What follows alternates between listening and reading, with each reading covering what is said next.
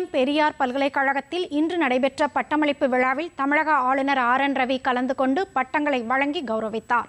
பல்கலைக்கழகத்தின் 24வது பட்டமளிப்பு விழா பல்கலைக்கழக வேந்தரும் தமிழ்நாடு ஆளுநருமான RN ரவி தலைமையில் நடைபெற்றது. இதில் முனைவர் பட்ட ஆய்வை நிறைவு செய்துள்ள 358 பேர் உட்பட 49,429 மாணவர்களுக்கு பட்டங்கள் வழங்கப்பட்டன. இவ்விழாவில் CSIR இயக்குனர் அனந்த ராமகிருஷ்ணன் சிறப்பு விருந்தினராக கலந்து கொண்டார்.